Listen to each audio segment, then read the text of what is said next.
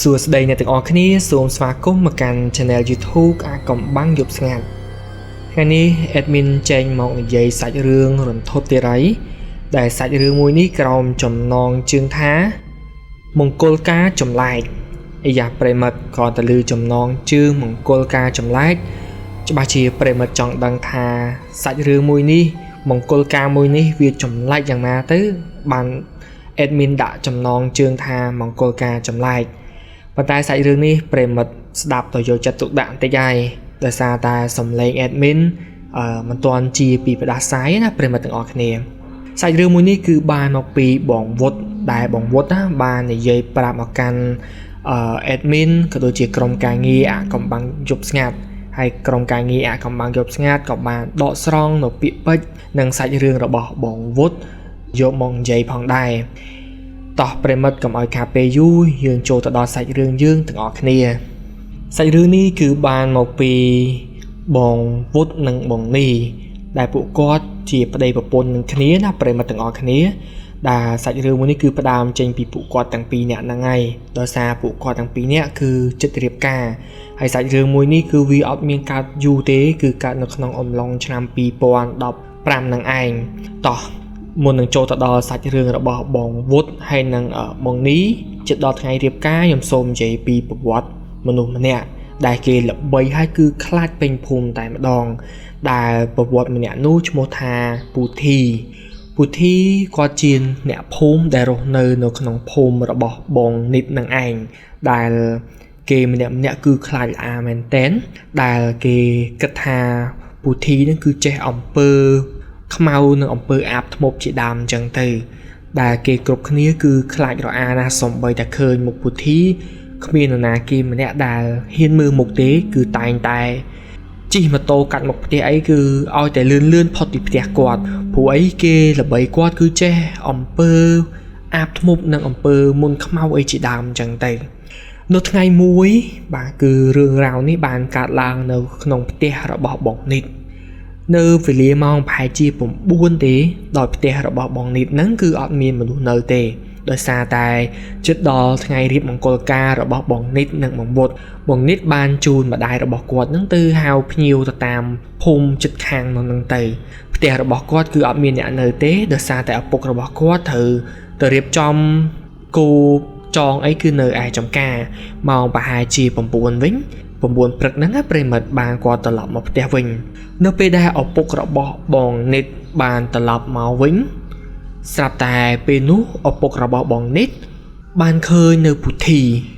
ហើយពូធីហ្នឹងគឺគាត់ចូលមកដល់ផ្ទះបងនិតហ្នឹងពេលហ្នឹងឪពុករបស់បងនិតក៏បានសួរពូធីហ្នឹងថាហែងមករកអីហែងដើររកអីគេពូធីក៏បានឆ្លើយរបៀបថាទៅមុខទៅក្រោយណាប្រិមត្តទាំងអស់គ្នាគាត់ឆ្លើយរបៀបពីបើពេលហ្នឹងពូធីបានឆ្លើយប្រាប់ថា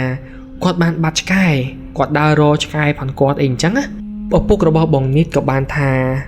ហែងចូលមករកឆ្កែឲ្យដឹងដើររកឆ្កែចូលមកឲ្យត្រឹមត្រូវបើហែងចូលមក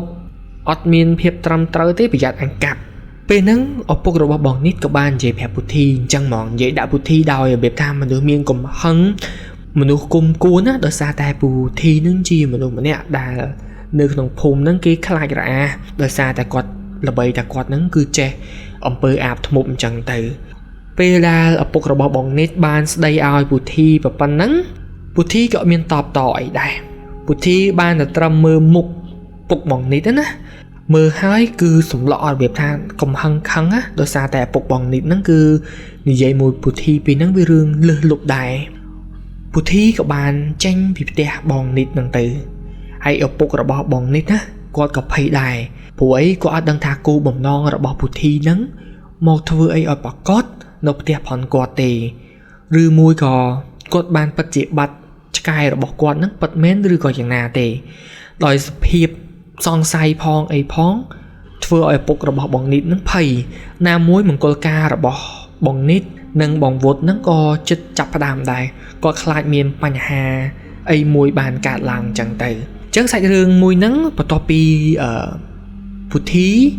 បានមកដល់ផ្ទះរបស់បងនិតហ្នឹងបានរយៈពេលប្រហែលជា5ថ្ងៃក្រោយមកគឺបងនិតចាប់ផ្ដើម ធ្លាក់ខ្លួនឈឺហើយធ្លាក់ខ្លួនឈឺហ្នឹងក៏ជិតដល់ថ្ងៃរៀបមង្គលការផងដែរហើយជំងឺរបស់បងនេះគឺមុនដំបូងគឺគាត់ឈឺធម្មតាទេគាត់ឈឺជំងឺរលាកក្រពះនិងពោះវៀនទៅតាមអ្វីដែលគាត់បានពិនិត្យនៅតាមមន្ទីរពេទ្យណាប្រិមត្តទាំងអស់គ្នាអញ្ចឹងនៅពេលដែលពេទ្យបានដាក់ថ្នាំជូនគាត់ទោះបីដាក់យ៉ាងណាក៏ដោយក៏ដាក់ថ្នាំអត់ត្រូវដែរពោះរបស់គាត់នឹងក៏ចេះតែហើមដោយសារតែពេទ្យថាគាត់រលាកធ្ងន់ធ្ងរអញ្ចឹងណាអញ្ចឹងត្រូវការព្យាបាលយូរប៉ុន្តែសភាពការរបស់បងនេះពេលហ្នឹងគាត់ថាសភាពការរបស់គាត់ណាប្រិមិត្តគឺវាហើមពោះហើយលក្ខណៈថាហើមពោះមិនមែនហើមបៀបអ្នកជំងឺណាហើមពោះហ្នឹងគឺពិបាកគេងនៅតែពេលយប់ទេកាលណាយប់ឡើងយប់កាន់តែជ្រៅជំងឺហើមពោះរបស់គាត់នឹងគឺកាន់តែរើឡើងហើយតាំងឡើងនឹងឯងធ្វើឲ្យគាត់ពិតជាទ្រាំអត់បានមែនទោះបីគាត់ព្យាយាមទៅមន្ទីរពេទ្យធំនៅមកដល់រាជធានីភ្នំពេញយ៉ាងណាក៏ពេទ្យដាក់ថ្នាំអត់ត្រូវដែរគាត់ក៏បានសម្រេចចិត្តជាមួយនឹងម្ដាយរបស់គាត់ណាព្រោះអីគាត់អាចមានការសង្ស័យថាគាត់អាចនឹងត្រូវមន្តអាគមខ្មៅអំពើអាបធ្មប់អីអញ្ចឹងទៅគាត់ក៏បានទៅរកគ្រូដោះអំពើម្នាក់នៅភូមិខាងលិចគាត់នឹងតែភូមិនឹងវារឿងឆ្ងាយដែរប្រហែលជា5គីឡូពីផ្ទះគាត់នឹងឯងដោយសារតែលោកគ្រូម្នាក់ហ្នឹងគឺល្បីមែនតើដែលចេះដោះអំពើអាបធ្មប់ណាប្រិមិត្តជាធម្មតានៅពេលដែលមាននរណាម្នាក់ត្រូវអំពើអាបធ្មប់អីគេតែងតែ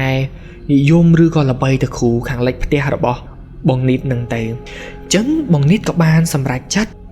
ទៅជាមួយម្ដាយដែលថ្ងៃហ្នឹងគឺម្ដាយរបស់គាត់បានជូនទៅដល់គ្រូហ្នឹងលោកគ្រូម្នាក់ហ្នឹងបានគុណគូមើលទៅគឺបងនីតត្រូវអំពើខ្មៅងងឹតរបស់គេហើយដោយសារតែគេនឹងចង់ចាញ់ផ្ចាលបងនីតពួកអីគេអត់ចង់ឲ្យគ្រួសាររបស់បងនីតហ្នឹងជោគជ័យទេដោយសារតែចិត្តមង្គលការរបស់បងនីតទើបគេធ្វើការបំផ្លាញពិធីបានគាត់អញ្ចឹងទៅអញ្ចឹងគ្រូហ្នឹងគឺសន្យាមួយបងនីតគាត់សុំដោះអំពើហ្នឹងរយៈពេល3ថ្ងៃបើសិនជា3ថ្ងៃហ្នឹងលោកគ្រូដោះអត់បានទេបើសិនជាលោកគ្រូដោះអត់បានណាប្រិមិត្តគឺធ្វើរយៈពេល3ថ្ងៃហ្នឹងគាត់នឹងឲ្យទៅរកគ្រូផ្សេងទៀតហើយប៉ុន្តែគាត់សុំរយៈពេល3ថ្ងៃអញ្ចឹងនៅក្នុងរយៈពេល3ថ្ងៃហ្នឹងគឺបងនីតអត់ត្រឡប់មកផ្ទះវិញទេដោយសារតែគ្រូដោះអំពើហ្នឹងគឺគេហាមថាឲ្យបងនីតហ្នឹងមកផ្ទះទេដោយសារតែអ្នកចេះអំពើមុនខ្មៅហ្នឹងគឺនៅក្នុងភូមិនឹងឯងអញ្ចឹងទាមទារឲ្យបងនីតហ្នឹងគឺសម្រាននៅផ្ទះលោកគ្រូហ្នឹងរយៈពេល3ថ្ងៃដើម្បីធ្វើការដោះអំពើនឹងហើយនៅក្នុងអំឡុងពេលដោះអំពើហ្នឹងប្រិមត្តទាំងអស់គ្នាបងនីតបានបញ្ជាក់ផ្ទាល់ហ្មងគាត់ថាគឺលោកគ្រូធ្វើពិធីដោះអំពើហ្នឹងយកចេញពីពោះបានគាត់ដែលថ្ងៃទី1គ្រូហ្នឹងគឺយកគាត់ចាំបានថាកាត់ធាងក្តារប្រិមិត្តស្គាល់ធាងក្តារអត់ដែលក្តារហ្នឹងគឺវាស្រដៀងនឹងដើមត្រាវនឹងឯងប៉ុន្តែដើមក្តារហ្នឹងគឺវាធំជាងដើមត្រាវអញ្ចឹងលោកគ្រូម្នាក់ហ្នឹងគឺបានកាត់ធាងក្តារហ្នឹងគ្រាន់តែយកធាងក្តារហ្នឹងយកមកវាយពោះរបស់បងនីតណាប្រិមិត្តបងនីតថាគាត់គឺចុកមែនតែនគាត់ចុករហូតទៅដល់ក្អួតអញ្ចឹងគាត់ក្អួតប្រហែលជា 4-5 ដងគាត់ក្អួតអញ្ចឹងលោកគ្រូម្នាក់ហ្នឹងគឺយកធាងក្តារហ្នឹងធ្វើពិធីផងគាត់ហ្នឹងគឺវាយរហូតវាយឲ្យបងនេះថាពេលវាយបាន 4-5 ធាងក្តារអញ្ចឹងគឺគាត់ក្អួតម្ដងអញ្ចឹងគ្រូម្នាក់ហ្នឹងនៅពេលដែលគាត់ក្អួតគឺឲ្យគាត់ហូបទឹកធ្វើយ៉ាងណាឲ្យគាត់ក្អួតអស់ពីពោះអញ្ចឹងថ្ងៃទី1គឺពិធីដោះអំពើរបស់លោកគ្រូម្នាក់ហ្នឹងគឺបងនេះថាវាមានប្រសិទ្ធភាពសម្រាប់គាត់ណាដោយសារតែថ្ងៃទី1សោះគាត់បានអាការៈគឺធូរហើយគាត់មានអារម្មណ៍ថាគាត់ស្រឡះនឹងខ្លួនពោះរបស់គាត់ក៏អត់សូវតឹងដែរអញ្ចឹងថ្ងៃទី2ក៏បានរឿងប្រសើរថ្ងៃទី3ក៏បានប្រសើរអញ្ចឹងរយៈពេល3ថ្ងៃនេះគឺគាត់បានមើលគ្រប់រយៈពេល3ថ្ងៃនៃការដោះអំពើអញ្ចឹងគាត់ត្រូវស្រោចទឹកស្រោចអីផ្ដាច់អញ្ចឹងទៅអញ្ចឹងបន្ទាប់ពី3ថ្ងៃនៃការដោះអំពើហើយអស់នៅសល់តែ8ថ្ងៃទៀតទេគាត់នឹងដល់ថ្ងៃចូលរោងការប្រិមិត្តអញ្ចឹងវាគៀកមែនតើណាដោយសារតែវាគៀកនៅរយៈពេលតែ8ថ្ងៃទៀតទេដល់ថ្ងៃចូលរោងការប៉ុន្តែគាត់និយាយថាកម្លាំងគាត់ពេលហ្នឹងគឺវាអត់ទាន់បានធូរស្បើយទេគាត់នៅមានអារម្មណ៍ថាវាអស់កម្លាំងពីខ្លួនហើយគឺវាលហិតលហៃដៃជើងណាអញ្ចឹងនៅសល់តែ8ថ្ងៃទៀតទេគឺដល់ថ្ងៃចូលរោងការប៉ុន្តែបន្ទាប់ពីគាត់ជានេះគាត់ថាគាត់នឹកស្មានអត់ដល់ថា វាមានរឿងរ៉ាវមួយទៀតបានកើតឡើងចំពោះម្ដាយផងគាត់គាត់ថាក្នុងជីវិតរបស់គាត់នេះថ្ងៃរៀបអាពាហ៍ពិពាហ៍របស់គាត់នេះគឺមានរឿងរ៉ាវជាច្រើនឲ្យគាត់នឹងគឺចងចាំហ្មងហើយប្រិយមិត្តទាំងអស់គ្នាបើបានស្ដាប់សាច់រឿងរបស់បងនិតនិងបងវុតនេះដល់ចប់ប្រិយមិត្តទាំងអស់គ្នា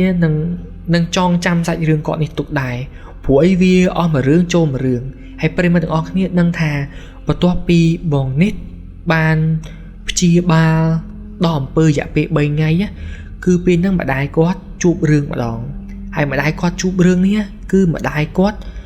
ចាប់ផ្ដើមនៅថ្ងៃដែលគាត់ចេញពីផ្ទះរបស់គ្រូហ្នឹងបានមួយថ្ងៃពេលហ្នឹងម្ដាយរបស់គាត់គឺចាប់ផ្ដើមវង្វេងស្មារតីពីមនុស្សត្រឹមត្រូវណាប្រិយមិត្តទាំងអស់គ្នាពេលហ្នឹងម្ដាយគាត់គឺប្រាប់ថាគាត់ឈឺក្បាលគាត់អត់ស្រួលខ្លួនទេគាត់ឈឺក្បាលមែនតែនបន្ទាប់ពីគាត់អស់កម្លាំងដោយសារតែគាត់មើលបងនិតហ្នឹងអត់បានសម្រានរយៈពេល3ថ្ងៃដោយសារថាម្ដាយរបស់បងនិតនិងបងនិតត្រូវទៅសម្រាកនៅឯផ្ទះរបស់គ្រូដោះអំពើហ្នឹងឯងអញ្ចឹងនៅពេលដែលត្រឡប់មកផ្ទះវិញម្ដាយរបស់គាត់បានប្រាប់ថាម្ដាយរបស់គាត់ហ្នឹងគឺអត់ស្រួលខ្លួនទេគាត់មានអារម្មណ៍ថាគាត់ពិបាកនឹងខ្លួនអញ្ចឹងគាត់សុំកូនផងគាត់ហ្នឹងឡើងសម្រាកនៅលើផ្ទះបន្តិចសិនបន្ទាប់ពីហូបបាយថ្ងៃត្រង់ហើយម្ដាយរបស់គាត់ហ្នឹងស្រាប់តែភ្ញាក់ពីដេកវិញប្រិមិត្តភ្ញាក់ពីសម្រានវិញគឺបាត់បង់ស្មារតីហ្មងហាក់បីដូចជាមនុស្សម្នាក់ដែលអត់គ្រប់ស្មារតីបាត់បង់នៅសតិគឺនិយាយច្រើនហើយគឺអត់ចងចាំអីហ្មងអត់ដឹងថាខ្លួនឯងនឹងឈ្មោះអីបងនេះពេលហ្នឹងគឺគាត់ភ័យមែនតែនគាត់ថាម្ដាយគាត់កាត់អីពេលហ្នឹងគាត់ក៏អត់មានទាន់គិតទៅលើរឿងមុនអាគមអីដែរគាត់ក៏បានយកម្ដាយរបស់គាត់ហ្នឹងទៅកាន់មន្ទីរពេទ្យដែលមន្ទីរពេទ្យហ្នឹងកាលហ្នឹងផ្ទះគាត់គឺនៅចិត្តក្រុងដែរអញ្ចឹងមន្ទីរពេទ្យរបស់គេហ្នឹងគឺរឿងធំដែរគាត់បានយកម្ដាយរបស់គាត់ហ្នឹងមកកាន់មន្ទីរពេទ្យប៉ុន្តែគ្រូពេទ្យបញ្ជាក់ថាម្ដាយរបស់គាត់ហ្នឹងសុខភាពល្អប្រហែលជាម្ដាយរបស់គាត់ហ្នឹងរងនៅផ្លូវចិត្តច្រើនពេកបានធ្វើឲ្យម្ដាយរបស់គាត់ហ្នឹងបាត់បង់នូវស្មារតីអញ្ចឹងលោកគ្រូពេទ្យក៏បានឲ្យថ្នាំល្ងួយគេងអីផ្សេងៗឲ្យដើម្បីឲ្យម៉ែគាត់លេបដើម្បីឲ្យស្ងប់អារម្មណ៍នឹងឯងនៅពេលដែលត្រឡប់មកផ្ទះវិញណាប្រិមត្តទាំងអស់គ្នាមកដល់ផ្ទះវិញបងនេះថាគាត់ចេញពីពេទ្យនឹងមកវាល្ងាចហើយមកដល់ផ្ទះម៉ោងប្រហែលជា7:06បងនេះក៏បានឲ្យម្ដាយគាត់នឹងសម្រាកដោយមើលទៅស្ថានភាពរបស់ម្ដាយគាត់នឹងគឺអស់កម្លាំងមែនតែនដោយសារតែធ្វើដំណើរទៅកាន់ពេទ្យនឹងវាឆ្ងាយពីផ្ទះដែរឲ្យម្ដាយសម្រាកបងនេះគាត់ចូលចក្រានបាយចំអិនម្ហូបធ្វើម្ហូបបាយទឹកអីឲ្យម្ដាយគាត់និងឪពុកបងគាត់ចឹងណា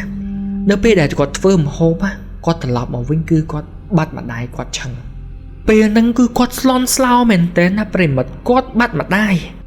គាត់បានផ្អើលឆោឡោពេញភូមិហ្មងគាត់ផ្អើលគឺដើររកម្ដាយផងគាត់រកយ៉ាងណាក៏រកអត់ឃើញដែរដោយម្ដាយផងគាត់ម្ដងហ្នឹងគឺអាចនឹងរត់ចេញពីផ្ទះដោយសារតែស្មារតីរបស់គាត់ហ្នឹងគឺអត់ល្អទេស្មារតីផងម្ដាយគាត់ហ្នឹងនៅពេលថ្ងៃគឺម្ដាយគាត់តែងតែនិយាយថាគេរត់ដេញចាប់គាត់ឃើញមានមនុស្សជាច្រើនកំពុងតែរត់ដេញចាប់គាត់នឹងឯងគឺគាត់មានអាការៈភ័យខ្លាចបន្ទាប់ពីបានទៅពេទ្យនឹងមកគ្រូពេទ្យឲ្យថ្នាំលេបស្ងប់អារម្មណ៍គឺថ្នាំល្ងួយគេងអីហ្នឹងតែមកដល់ផ្ទះដោយសារតែបងនេះឡាយរវល់នៃការចំអិនម្ហូបផងគាត់នៅចក្រានបាយហ្នឹងទៅម្ដាយរបស់គាត់ហ្នឹងគឺបាត់ពីផ្ទះអញ្ចឹងគាត់ដើររនៅដល់ម៉ោង8ហ្នឹងគឺចាប់ផ្ដើមអ្នកភូមិហ្នឹងឆោឡោពេញភូមិជួយដើររកគ្នាចាស់ក្មេងអីគឺផ្អើលពេញភូមិបងនេះថាពេលហ្នឹងគឺគាត់ពិតជាអរគុណមែនតែនអរគុណទៅដល់អ្នកភូមិជាពិសេសមេភូមិផងគាត់នឹងឯងគឺជួយដុតដៃដុតជើងដើម្បីរកម្ដាយគាត់ប្រិមត្តទាំងអស់គ្នាអ្វីដែលបងនេះបានបញ្ជាក់ប្រាប់ថាគាត់រកម្ដាយរបស់គាត់ឃើញគឺនៅម៉ោង9ជាងគឺនៅគុំដែលនៅក្នុងគុំអាស័យម្ដាយគាត់គឺលូនចូលក្នុងគុំអាស័យបងនេះថាអត់គួរឲ្យជឿទេគុំអាស័យហ្នឹងគឺនៅក្នុងភូមិទេដែលគុំអាស័យហ្នឹងគឺនៅចំកណ្ដាលភូមិហើយគុំអាស័យមកគុំហ្នឹងប្រិមត្តទាំងអស់គ្នាគឺដែលផ្លូវជា4ដោយសារផ្លូវឡើងជា4ហើយគុំអាស័យគឺនៅគៀនផ្លូវហ្នឹងអញ្ចឹងអ្នកភូមិពេលហ្នឹងគឺដើររកយ៉ាងណាក៏រកអត់ឃើញដែរម្ដាយរបស់គាត់ហ្នឹងគឺពួនអត់មាត់ហ្មងលូនចូលក្នុងគុំអាស័យហើយបងនេះថាគុំអាស័យហ្នឹង ជាធម្មតាបើសិនជាឲ្យគាត់លូនគឺលូនចូលអត់ចុះទេអត់ដឹងថាម្ដាយគាត់នឹងលូនចូលតាមណាទេដោយសារតែគុំអាស័យសុទ្ធតែបលារផ្លូវលូនចូលគឺលូនអត់ឃើញទេអញ្ចឹងពេលដែលរឃើញដោយសារអីដោយសារតែពេលហ្នឹងគឺអ្នកភូមិពូប៉ុនគាត់ហ្នឹងដើរកាត់ហ្នឹងហើយវាមានសត្វកដោមួយក្បាលធំវាកាត់ផ្លូវហ្នឹងរត់ចូលគុំអាស័យហ្នឹងពេលហ្នឹងពូប៉ុនគាត់គឺប្រចាំងតាមអាសត្វកដោហ្នឹងណាប្រចាំងទៅសត្វតែឃើញម្ដាយមើលទៅឃើញម្ដាយប៉ុនគាត់ហ្នឹងគឺនៅក្នុងគុំអាស័យដែលម្ដាយប៉ុនគាត់ពេលហ្នឹងណាគឺទឹកមុខមិនមែនម្ដាយគាត់ទេហាក់បីដូចជាវាមានវិញ្ញាណអីកំពុងតែសន្ធិដ្ឋអញ្ចឹងតែនៅក្នុងគុំអាស័យហ្នឹងមើលទឹកមុខម្ដាយផងគាត់កំពុងតែសឡក់ហើយគឺអាចនិយាយថាខំថ្មិញស្រោតដាក់ពូគាត់ដូចជាមានវិញ្ញាណចូលអញ្ចឹងពូផងគាត់ក៏បានហៅអ្នកភូមិមកឲ្យម្ដាយផងគាត់ចេញពីគុំអាស័យប៉ុន្តែចេញអត់រួចទេអត់មានប្រឡោះចេញអញ្ចឹងពេលហ្នឹងគឺអ្នកភូមិគេឆ្ងល់ហ្មងថាម្ដាយផងគាត់ចូលតាមណាចូលទៅក្នុងគុំអាស័យនៅខាងក្រោយផ្ទះគាត់អាផ្លូវបែកជា4ហ្នឹងចូលតាមណាអញ្ចឹងពេលហ្នឹងគឺអ្នកភូមិពូផងគាត់ហ្នឹងស្ការគុំរស័យស្ការអីដើម្បីឲ្យម្ដាយគាត់លូនចេញមកប៉ុន្តែនៅពេលដែលម្ដាយគាត់លូនចេញមកហ្នឹងគឺហាក់បីដូចជាមានវិញ្ញាណកំពុងតែសន្ធិដ្ឋចូលអញ្ចឹងគូមើលទៅគឺគួរឲ្យខ្លាចប្រិមិត្តទាំងអស់គ្នាពេលដែលបានម្ដាយរបស់គាត់ចេញពីគុំអាស័យនឹងមកអ្នកភូមិដែលពូផងគាត់ហ្នឹងទាមទារឲ្យយកគាត់ហ្នឹងទៅពេទ្យចំណែកឯពូម្នាក់ទៀតហ្នឹងគឺទាមទារឲ្យយកម្ដាយគាត់ហ្នឹងទៅកន្លែងគ្រូដែលបងនិតហ្នឹងបានដោះអំពើទៅព្រោះគិតថាម្ដាយរបស់គាត់ហ្នឹងណាគឺត្រូវអំពើគេហើយតែមើលសភាពទៅគឺវាអត់ស្រួលទេអាការៈបែបហ្នឹងគឺអាការៈត្រូវអំពើគេ 100% អញ្ចឹងមុំតែបានកាប់ស្ការបានណាប្រិយមិត្តទាំងអស់គ្នាម៉ោងជិត11អញ្ចឹងពូរបស់គាត់នឹងគាត់ហ្នឹងក៏បានជូនម្ដាយរបស់គាត់ហ្នឹងទៅកាន់គ្រូដោះអំពើដែលនៅខាងលិចផ្ទះគាត់នឹងឯងដែលចម្ងាយប្រហែលជា5គីឡូនឹងឯងកន្លែងគ្រូដែលដោះអំពើរបស់បងនិតណាអញ្ចឹងម្ដាយរបស់គាត់បានពូផងគាត់ហ្នឹងគឺជូនម្ដាយបងគាត់ទៅកាន់លោកគ្រូដោះអំពើពាក់កណ្ដាលយប់លោកគ្រូក៏ទាន់ចិត្តទៀតបងនិតថាក៏បានធ្វើការស្នងរូបទាំងយប់មើលទៅកាន់ម្ដាយគាត់ដោយសារតែសភាពរបស់ម្ដាយគាត់ហ្នឹងអត់អាចទ្រាំទៅដល់ព្រឹកបានទេអញ្ចឹងលោកគ្រូក៏បានជួយសង្គ្រោះម្ដាយគាត់នៅពេលដែលលោកគ្រូចាប់ផ្ដើមធ្វើពិធីស្នងរូបមកគឺលោកតាហ្នឹងចូលបានប្រាប់ថាម្ដាយរបស់គាត់ហ្នឹងគឺត្រូវអំពើគេទៀតហើយក៏ជាអំពើមនុស្សតែម្នាក់ដែលធ្វើដាក់បងនិតនឹងឯងដោយសារតែ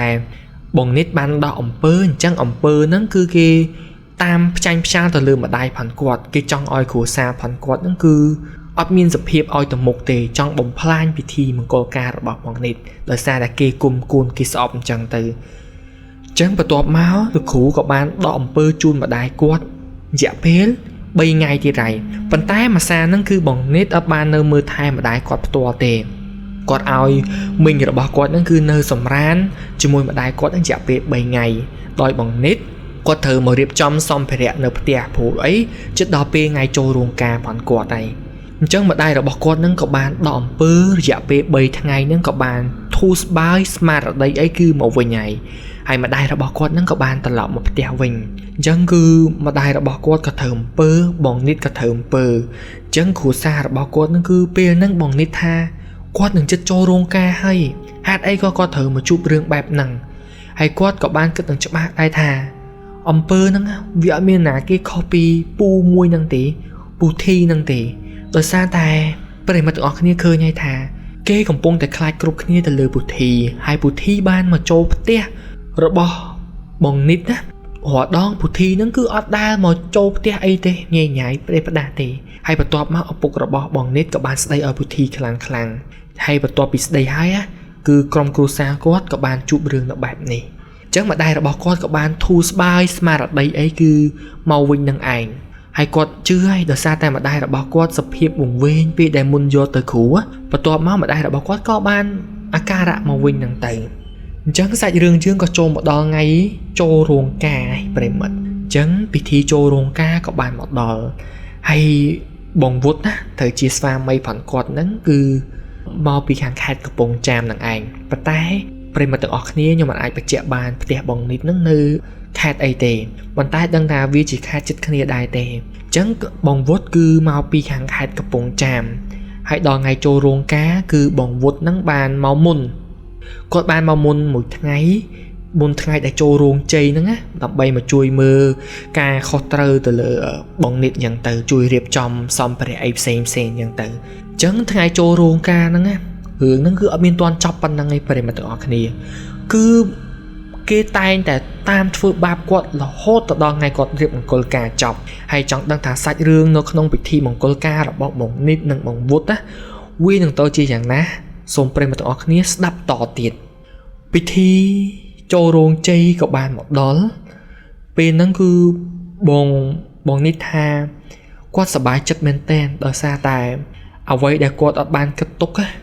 គាត់គិតថាពិធីមង្គលការគាត់អាចនឹងរំសាយចោលដោយសារ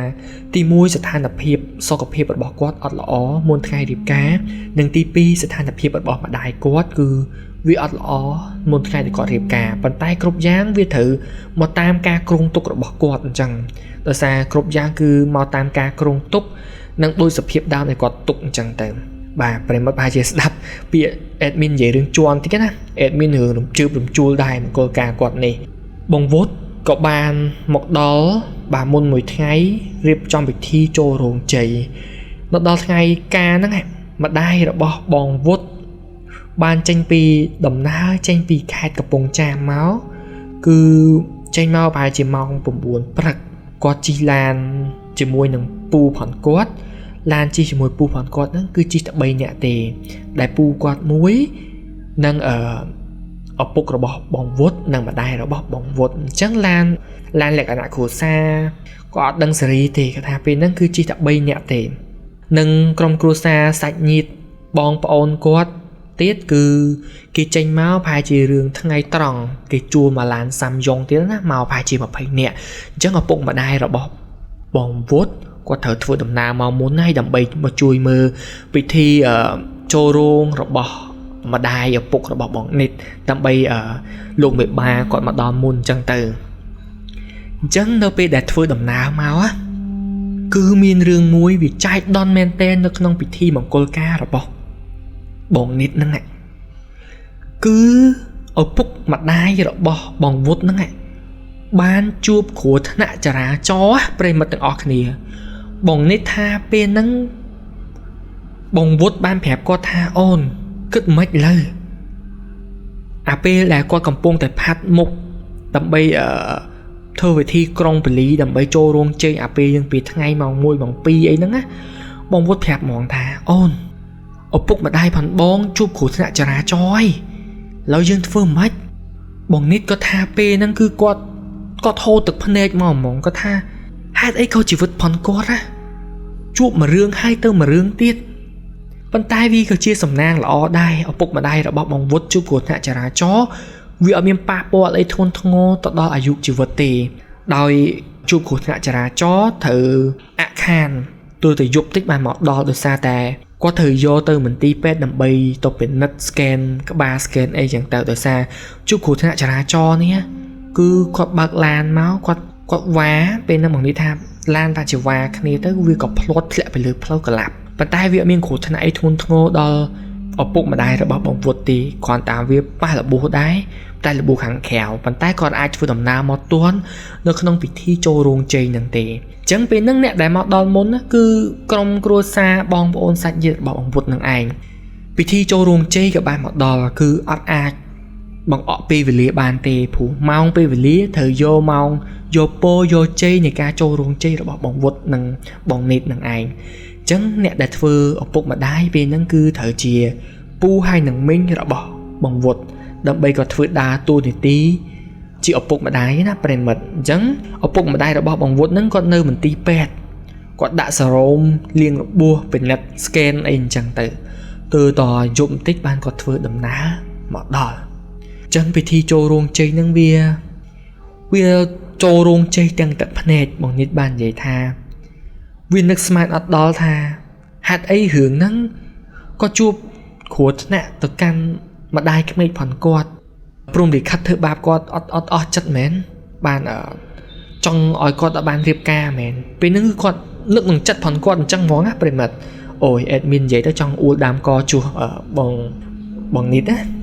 chẳng bị thi cho ruộng chơi cái nắng ấy có hơi ở bụng mà đai rồi bỏ bong vút á có ban một đo không bị thi ruộng chơi nắng nơi mau phải chỉ đọc dục bài có một đó có ban sầm ran đập bay vô còn lắng nâng ở sầm rạ đập bay tiêm 2 chùm nôn nơi thằng ngày sai chẳng bị thi 2 chùm nôn mà đó thằng ngày sai bà xôm vậy cắt á hay có xôm ở chia sai từ đó bằng nít đai của ấy bằng nít có ban chỉ bị trẻ đai thà nó không dục năng miên hưởng ấy bàn tay admin xôm vậy cắt chẳng tới đập bay ở ai trôi trong thời sầm khăn đập bay chạy chun từ đó bền mình đập thà mong cô ca còn những miên hưởng rồi thốt chỉ tràn chẳng bị thi 2 chùm nôn tròn đáy bà 2 chùm nôn chóp đòn mong bị thi cắt sọ chóp rương môi để ăn được sman mau môi tiết cứ máu tròn đáy á bề mặt tự ọc này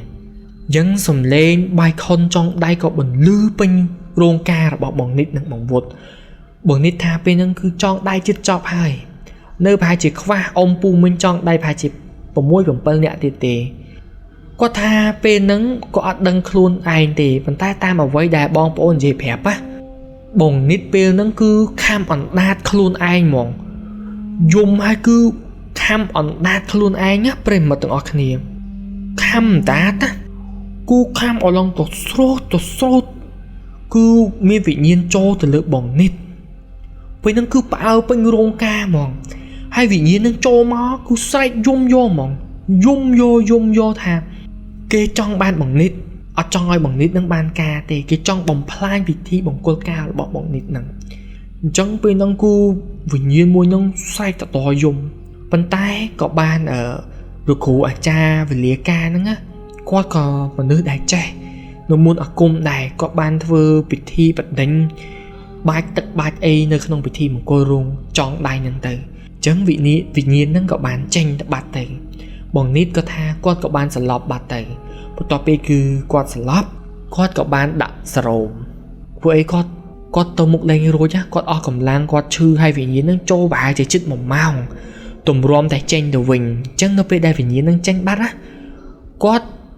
bong ôn cứ đặt srom áo hao pet mà đặt srom áo nó về đây có đăng luôn với nhé có khơi đây có chọp srom hay có kia nó không bận tục chẳng một topic có đặt srom man ở hư miền cầm lang tích có thử ngืบtia này về mà tự ở cái này bùng nít có thang có đo mau này ca tụ nhiều có thử ngืบพัด ấy chẳng tới tầm bay bồng pin thì cách từng tu này tin nó ngay một cô ca phản cột tụ bay có thử ở ruột panna cả đòi có thử tại không chi diệm bây mà từng ở cái này bồng nít thao vi hạ bay đôi chiếm rương mình cua ở chưa mau buôn đó ạ đại mau buôn cầm pông tại nhiêu chút mau á cô cầm pông tạiพัด bong ôn cầm pông tại chua treo nó pin khổng tiaพัด hiệp trong cái lại ở tóc ấy tụi tôi nhiều chẳng từ mặt đai rồi bao bỏng nít á bán bắt luôn bỏng nít tha pe nâng có bắt mặt đai chân mỏng cũng ấy đang thập bắt tề đó xa ta mà chạp nuông đó nè ban phẹp tha oi hao mà đai côn còn mỏng mau có thời ca phơi sọ nâng phát mốc oi hao đậm bay tranh tơ tụi tôi nhiều môn côn cả lót nâng côn còn mông pe đã đa ro mặt đai nâng đa ro chẳng na cả đa ro ọt khơi này bề bề ọt nè cứ ro ọt khơi tề chẳng bông nít cứ tha chùm ngư bỏ mà đai con nâng rơ lang với nhảy cứ bên nắng con ai bong ôm hẳn con nâng cứ đa ro mong cứ đa ro chẳng ná có rọt khơi nào pênh bật tốt pênh ấy ca đa ro này bà chỉ chất pi màu tớ pu bản con nâng nó khơi thà ôi từ mưa cô mà xây khang khỏi bê nâng ạ pu bản con đa từ mưa cô mà xây khỏi bê nâng ạ mặt đai rồi bao bỏng nít cứ nó không cung mà xây nên tiết đỏ đai là cô mà xây khỏi bê nó ngáp rây mật mặt đai rồi bao có thằng ban rồi nhẹ rồi nhua bàn tay vì sâu khăn thì còn thằng con nhẹ nhua hay bên nó cứ kia xua ta có xua thà mấy có mai mà nó không cung mà xây nâng có tham miên kia nâng hao ở quát mau cả lại cung mà xây nâng quát khla nhá cái chắp tiên tròn quát chẳng tới oi chui quạt phòng chẳng pu minh rồi bỏ bỏng nít có ban mưa thay mà đai mỏng phụ ấy nhiêu cục chắp đa mau mùi hay bên nắng cứ mau của mùi hay để rồi mà đai khơi nè ភ្ញៀវក៏ចាប់ផ្ដើមបុកមកមួយក៏ចាប់ផ្ដើមទទួលភ្ញៀវបងនេះក៏ថាគាត់លែងខ្វល់ហើយគាត់ទទួលធ្វើយ៉ាងណាទទួលភ្ញៀវឲ្យចាប់ដើមសិននៅក្នុងថ្ងៃពិធីមង្គលការរបស់គាត់ហ្នឹងអញ្ចឹងគាត់ទទួលភ្ញៀវដល់ម៉ោងប្រហែលជា7ម៉ោង7ណាភ្ញៀវកំពុងតែមកអកកដងពេលហ្នឹងណាគឺកំពុងតែលេងអកកដងកំពុងតែលេងស្រាប់តែម៉ាស៊ីនភ្លើងការរបស់គាត់ហ្នឹងណាគឺវាអាម៉ាស៊ីនភ្លើងអកកដងហ្នឹងវាឆេះដែរប៉ុន្តែត្រូវអាលុតភ្លើងដោយសារតែម៉ាស៊ីនអូសអត់រួចគីឡូអត់ដល់អំពែអត់ដល់អញ្ចឹងអកកដងហ្នឹងគឺងាកអាលុតងាកដាច់បាសងាកឆេះអំភ្លីអញ្ចឹងនៅក្នុងយប់ភ្ញៀវដែលកំពុងតែបុកមកបងនេះថាអកកដងហ្នឹងគឺគាត់លេងអត់បានទេបើលើបាសរបស់គាត់នឹងគឺបានឆេះអស់4គ្រាប់ហើយអាំភ្លីមួយគ្រាប់ទៀតអញ្ចឹងម្ចាស់អកកដងហ្នឹងគេថាគេសុខចិត្តគេចេញសំណងសងគេអាចលេងបន្តទៀតបានទេព្រោះអីគាត់ថារោងទី1ដែលគាត់ជួបអត់ដែរជួបទេដែលវាញញែរញ៉ៃតែបាសរបស់គាត់នឹងឆេះរហូតទៅដល់4គ្រាប់និងអាំភ្លីមួយគ្រាប់អញ្ចឹងគាត់ថាបើសិនជាឲ្យគាត់លេងទៀតបាសផាន់គាត់ហ្នឹងនឹងដាច់ខ្ទេចហើយគ្រាន់តែលឺអញ្ចឹងបងនេះហើយនឹងបងវុតជាម្ចាស់កម្មវិធីការគឺគាត់យំហ្មងគាត់ថាហេតុអីក៏ពិធីមង្គលការគាត់ក៏ពិបាកវេទនាម្លេះចាប់តាំងពីថ្ងៃមុនការមកគឺវារឿងអត់ចប់វារឿងវាអត់ហើយហ្មងអញ្ចឹងប្រិមត្តទាំងអស់គ្នាគាត់សូមនិយាយថានៅក្នុងពិធីគាត់ហ្នឹងបើថាអត់លេងក៏អត់ចោះ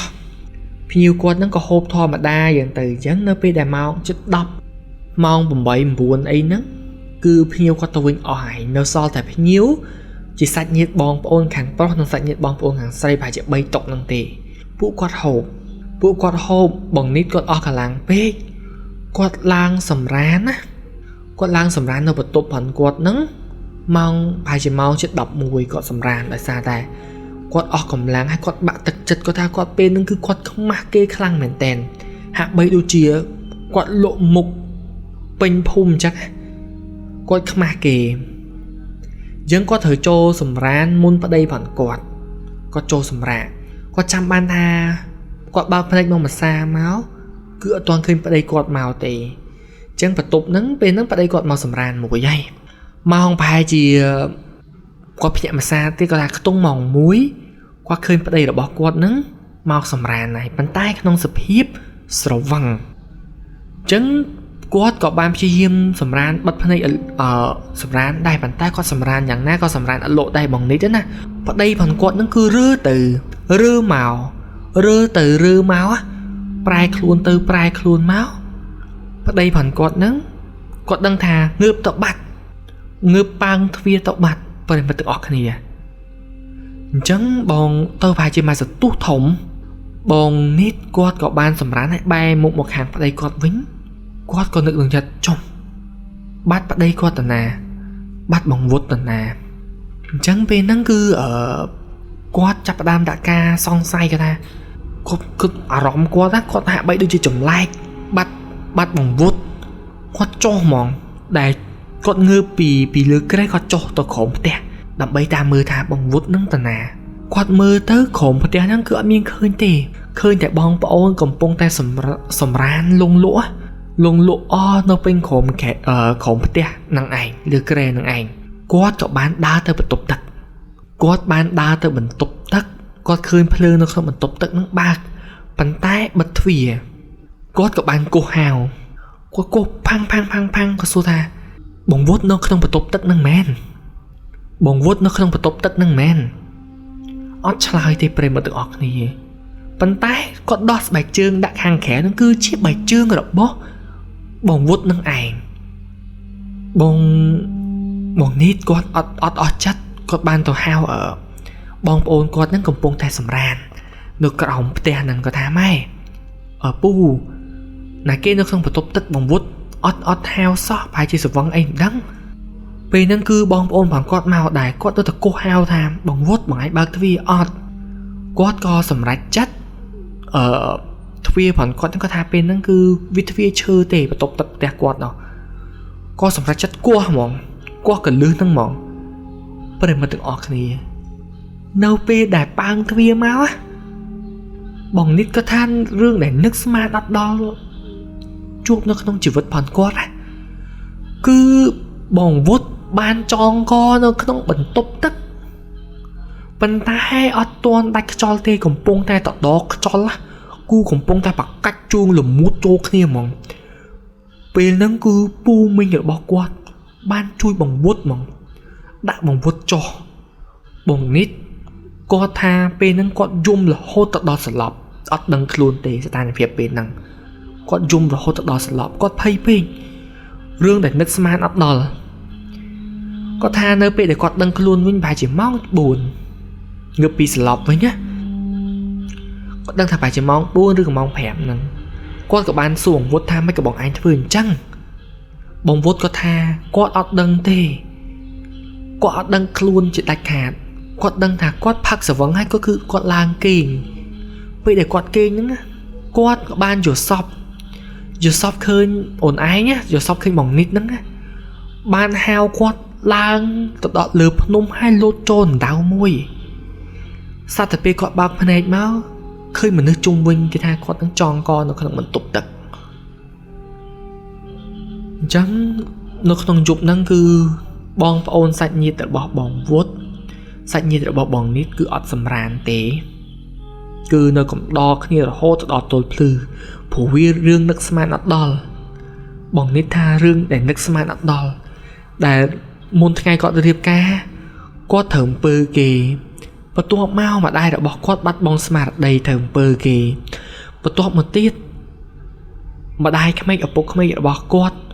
ជួបគ្រោះថ្នាក់ចរាចរណ៍ថ្ងៃដែលចូលរោងជ័យនឹងឯងហើយបន្ទាប់មកទៀតម្ដាយរបស់គាត់អាថ្ងៃទទួលភ្ញៀវហ្នឹងបានបាត់បង់ស្មារតីបាត់បង់សតិរត់មួយសារទៀតចូលគុំអាស័យហើយបន្ទាប់មកទៀតរោងអកកាសហ្នឹងអកកដងហ្នឹងក៏លេងអត់កើតបំបាក់មុខគាត់កដាភ្ញៀវកម្មវិធីគាត់នឹងឯងហើយយប់ទៀតប្តីគាត់ត្រូវចងកគាត់ថារឿងនេះវាអាណោចអាស៊ាំអាណោចគាត់ថាមិនមែនអាណោចអាធំពេកប្រិមត្តអស់គ្នាគាត់ថាមង្គលការគាត់នេះវាចម្លែកហាក់បីដូចជាមង្គលការ1000ឧបសគ្គអញ្ចឹងផឹកព្រលឹមមកដល់អត់ទាន់ចប់ទេព្រឹកព្រលឹមមកដល់ប្តីផងគាត់ក៏មានសភាពធម្មតាពេលហ្នឹងគឺបងប្អូនអ្នកភូមិអីគេមកសួរនាំអញ្ចឹងទៅអ្នកបងប្អូនផ្ទះចិត្តហ្នឹងណាប៉ុន្តែអ្នកភូមិគេអត់ដឹងទេអត់ដឹងថាបងវុតហ្នឹងគឺចងកទេអត់ដឹងទេដោយសារតែសាច់ញាតិគឺអត់ហ៊ានប្រាប់ទេអ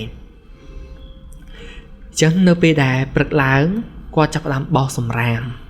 ជាធម្មតាអ្នកដែលរៀបមង្គលការហើយព្រឹកឡើងគឺត្រូវការសម្អាតកន្លែងសម្អាតសម្រាមអីចឹងទៅគាត់ថាគាត់បោសនឹងមកទៅហើយគឺវាម៉ោង9ព្រឹកគាត់បានយកតកដុតខាងក្រោយផ្ទះ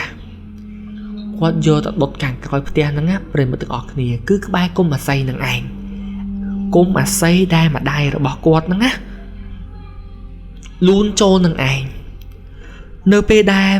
គាត់ទៅដល់គាត់ដុតសម្រាមហ្នឹងជិតមកព្រឹកហើយនៅក្បែរគុំអាស័យហ្នឹងគឺគាត់អត់មានឃើញអីទាំងអស់ម៉ោងប្រហែលជាម៉ោង11គាត់យកសម្រាមនៅសល់2ជើងចុងក្រោយទៀតយកទៅចាក់កោដុតនៅធ្នប់ភ្លើងហ្នឹងណាគាត់ក៏ឆ្ងល់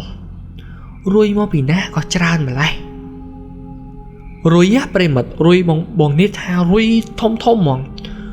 អុយងូងគាត់បានងាកឆ្វេងងាកស្ដាំគាត់ឃើញក្បែរគុំអាស័យគឺមានរួយរោម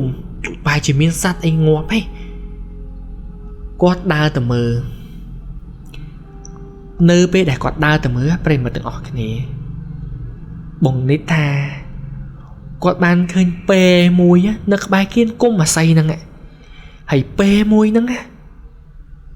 វាគួរឲ្យខ្លាចហ្មងក្នុងស្ថានភាពពេមួយហ្នឹងវាមានបាយមានផ្អែមជាពិសេសមានរូបសូនអារូបសូនយើងដែលប្រិមិត្តធ្លាប់ឃើញគេធ្វើអំពើហ្នឹងបងនេះថារូបសូនហ្នឹងគឺ4រូប ហើយគឺរុំអំបោះក្រហមទៀតហើយមិនធម្មតាប៉ុណ្្នឹងណាបងនេះថាហាក់បីដូចជាមានឈាមយ៉ាងគឺស្រោចពីលើហ្នឹងមកគាត់ថាសុទ្ធតែឈាមហើយឈាមហ្នឹងគឺវាកកអីហើយរុយរោមហ្មងគាត់ថាពេលនេះអ្នកណាគេអ្នកធ្វើពួកអីនៅក្នុងពិធីមង្គលការគាត់អត់មានត្រូវប្រើអីរបស់អញ្ចឹងទេ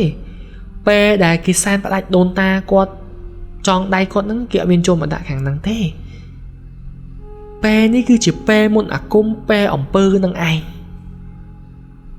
ចឹងគាត់ច្បាស់ហ្មងគាត់ថានៅក្នុងពិធីមង្គលការរបស់គាត់ណាគឺដឹងតែមានអ្នកធ្វើអំពើដាក់ហើយគឺគាត់សង្ស័យ 100% ហ្មងគឺទៅលើពុធីនឹងឯងហើយពុធីហ្នឹងថ្ងៃមង្គលការរបស់គាត់គឺអត់មានមកចិត្តទេគាត់ក៏បានយកពេលហ្នឹងយកមកកាត់ចំណងគាត់ក៏បានយកឡាមហ្នឹងយកមកកាត់ចំណងអាខ្សែអំបោះរួមជាប់គ្នាទាំង4ហ្នឹងកាត់ចំណងហើយគឺគាត់បាច់អំបិលបាច់អីគាត់ដុតចោលចឹងទៅគាត់ថាវាជារឿងនឹកអត់ស្មានហើយរឿងនេះគាត់ត្រូវចងចាំរហូតមកដល់សប្តាហ៍ថ្ងៃហ្នឹងដែលវាមានរយៈពេលប្រហែលជា10ឆ្នាំអីហើយ10ឆ្នាំតិចតួចហ្នឹងហើយព្រោះតាំងពី2015 16មកប្រិមត្តទាំងអស់គ្នាអញ្ចឹងគឺគាត់ចាំហ្មងគាត់ថាលើកទី1ហើយដែលគាត់ជួបរឿងបែបហ្នឹងដែលធ្វើអំពើរបស់គេគាត់ដើរតាំងពីទូចមកដល់គាត់អាយុគាត់រៀបការអាយុ22គាត់មិនដែលទេមិនដែលទៅជឿទៅលើរឿងអស់ហ្នឹងទេប៉ុន្តែវាផ្ទួនពេកគាត់ថាវាដូចជារឿងភាគវាចៃដន្យពេកអញ្ចឹងគាត់ក៏បានយកពេលហ្នឹងយកទៅដុតចោលអីអញ្ចឹងទៅគាត់ថាថ្ងៃមួយទៀតណាប្រិមត្តទាំងអស់គ្នាគាត់ក៏បានទៅវាស្រែហើយគាត់អាការហើយ2ថ្ងៃហ្នឹងណាគាត់ក៏បានជួបពុធីពេលហ្នឹងពុធីហ្នឹងក៏សួរគាត់ថាម៉េចមង្គលការសប្បាយអត់ណាមង្គលការឯងសប្បាយអត់ពុធីឌឺបងមុំគាត់ក៏អត់ឆ្លើយដែរគាត់ស្អប់ហើយរឿងនេះប្រិមិត្តជឿមិនជឿជាការគិតរបស់ប្រិមិត្តប៉ុន្តែរឿងនេះគឺជារឿងពិតហើយទទួលបានពីបងនិតនឹងឯងតែពិតវាមានពាក្យពេចន៍ជាច្រើនដែលបងនិតបាននិយាយប្រាប់មកកាន់ក្រុមការងារអាចកំបាំងជប់ស្ងាត់ប៉ុន្តែក្រុមការងារគាត់សុំស្រង់យកតែពាក្យសម្ដីណាដែលវាពីរោះស្ដាប់ណាព្រោះអីបើតាមសាច់រឿងរបស់បងនិតគាត់ជេរមែនតែនហើយគាត់ហ៊ានបញ្ចេញឈ្មោះមនុស្សចំហ្មងតាំងពីភូមិគាត់អីគាត់អញ្ចឹងតែ admin ជួយលាក់ចំណងលាក់ភូមិឲ្យកុំឲ្យមានការប៉ះពាល់អញ្ចឹងសាច់រឿងនេះវាបញ្ចប់ត្រឹមប៉ុណ្ណឹងបើសិនជាប្រិមិត្តណាចិត្តរៀបការអីប្រិមិត្តគួរតែប្រយ័ត្នខ្លួនក្រែងលោមានអ្នកចេះអំពើអំពាន់អាបធ្មប់អីធ្វើទៅដល់ប្រិមិត្តបំបាក់មុខប្រិមិត្តព្រោះអីយើងមើលអត់ឃើញទេរបស់ហ្នឹងជាពិសេសអ្នកនៅតាមបណ្ដាជនបទគឺវាសម្បូរមែនតែនសម្បូរណាស់ប្រិមិត្តទាំងអស់គ្នាគេថាបើមិនជឿកុំប្រមាទការពារប្រសើរជាងព្យាបាលអញ្ចឹងប្រិមិត្តដែលមិនទាន់បានចុច Subscribe វីដេអូ Channel អាកំបាំងជប់ស្ងាត់ប្រិមិត្តជា fan ថ្មីប្រិមិត្តជួយចុចសញ្ញាកណ្ដឹងហើយចុច Subscribe ម្នាក់មួយដើម្បីទទួលបានសាច់រឿងថ្មីជារៀងរាល់សប្តាហ៍ហើយ admin ក៏សូមទោសដែររាល់ពាក្យពេចន៍ដែលនិយាយខុសឆ្គងដោយសារតែ admin ផ្ដាសាយអត់ទាន់ជាទេសង្ឃឹមថាប្រិមិត្តស្ដាប់ហើយនឹងយោគយល់គណៈផងដែរក្រុមការងារក៏ដូចជា admin អាចកំបាំងជប់ស្ងាត់សូមអរគុណសូមជម្រាបលា